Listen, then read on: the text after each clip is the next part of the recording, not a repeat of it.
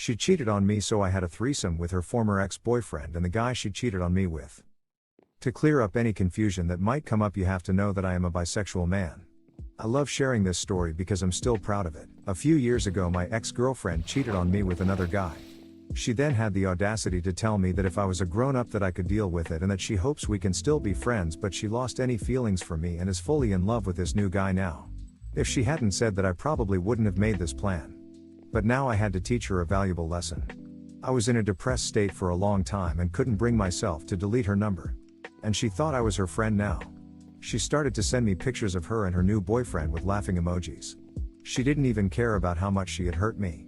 And then one day, while I went through Tinder, I found someone who was quite familiar. Her new boyfriend. Of course, I wouldn't tell her that her new boyfriend is on Tinder. In fact, I matched with him, which was quite surprising because I thought he was straight and we started a conversation. He didn't know who I was. She never told him she was in a relationship while she was flirting with him. But this was perfect.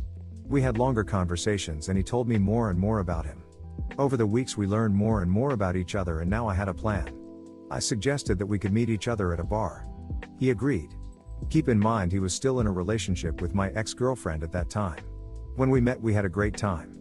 And one date became many dates. It took me few months, but then I got him to the point where he developed feelings for me and I was his affair. What he didn't know.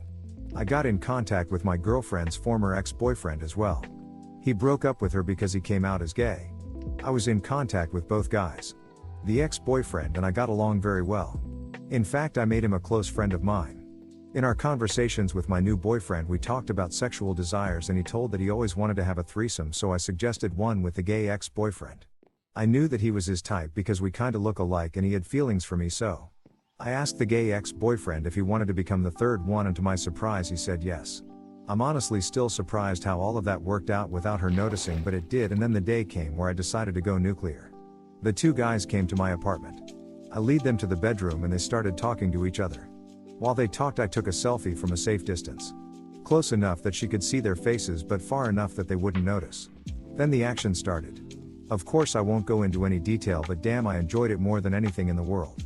A few days after this, I told him that now that I granted him the wish of a threesome, I wanted something in return. I told him that I don't want to be in an affair any longer and told him that he should either break up with her or I will break up with him. I knew it was hardcore manipulative, but I had a plan and I had the full control over him.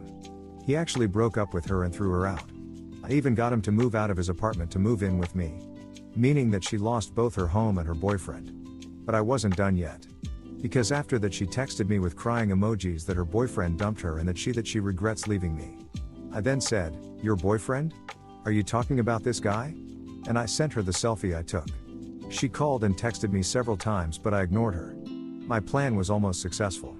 There were only 3 things left that I still had to do. The first was that I told her mother, who hates infidelity more than anything because her father cheated on her mother with another woman. You could say, like father like daughter. Her mother was angry but thanked me for telling her. From what I've heard is that her mother cut ties with her, but I admit that I don't know if that actually happened. And I don't think that it happened. But it would be funny if it was true. The second thing I did was dumping him because unfortunately for him he was a cheater too and I hate infidelity as well. The last thing I did was going out with the gay ex-boyfriend. And after a few dates we got together and we are still a couple. In the end I destroyed both her and the guy she cheated on me with and couldn't be more proud of myself. Tomorrow, I'm going to ruin his life. I have been with him for 3 years now. We planned on getting married when our lives settle down. I wanted to start a family with him. I loved him more than anyone else in this world. I've sacrificed so much for him, moved away from my home, turned down jobs so I could stay with him, and stood by his side as he started to go back to school. I gave him my world. And he cheats on me. I found out over a month ago. The scumbag got cocky, and I found out he was cheating on me, with 2 different women. One is a TA at his university, the other his best friend's girlfriend. I am livid. I write this post choking back venom.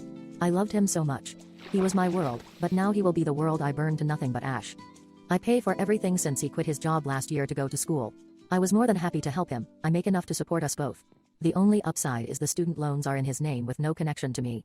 It will hurt to push the scumbag out to sea, but I will survive. I have held out for a month, enough time to create what I call the day his world burns. Tomorrow we are hosting a party. I arranged for his family to come, but my family will sadly not be able to make it. I have packed everything valuable already, and the suitcase is in the back of my car. My brother will come during the event tomorrow, to take the car that is in my name that the dirtbag drives to my parents' house. The joint account, which is all my money anyway, is already empty. The event will be great, and he thinks it's for us to announce our engagement to his family.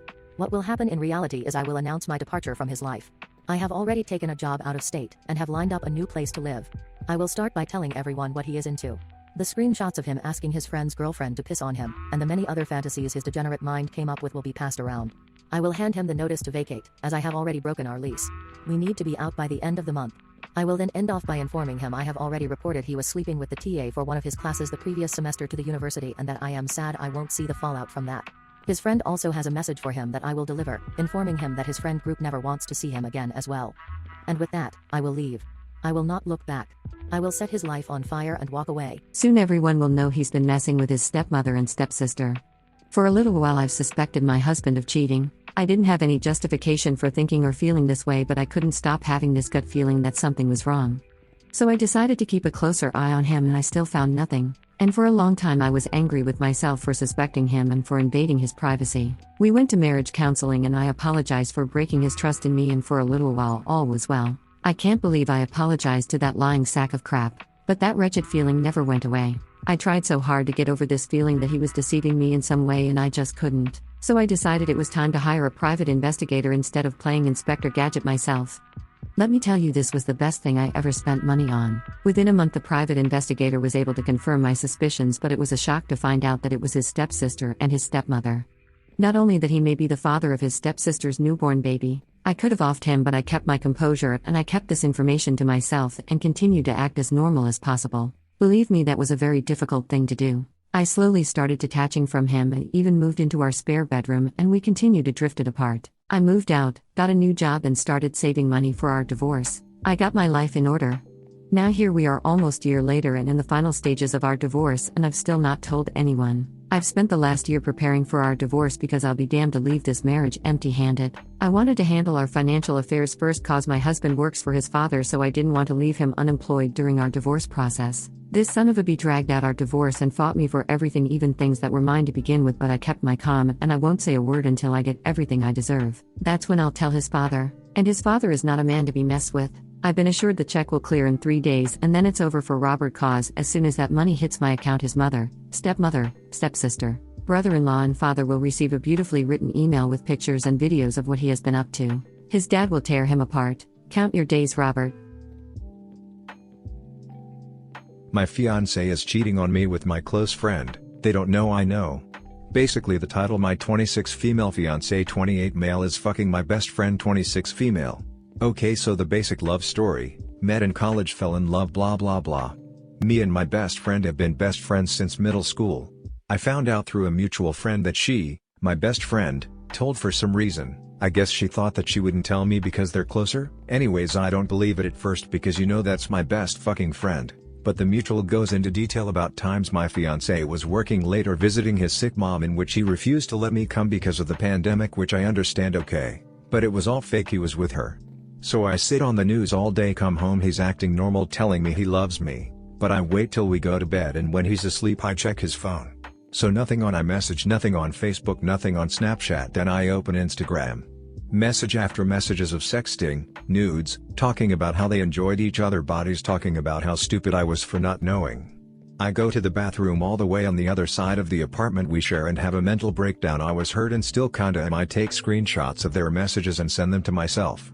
The next day rolls around and I didn't sleep at all. My fiancé goes to work, I take the day off, and my ex-best friend texts me asking if we could hang. I make up an excuse and that was the end.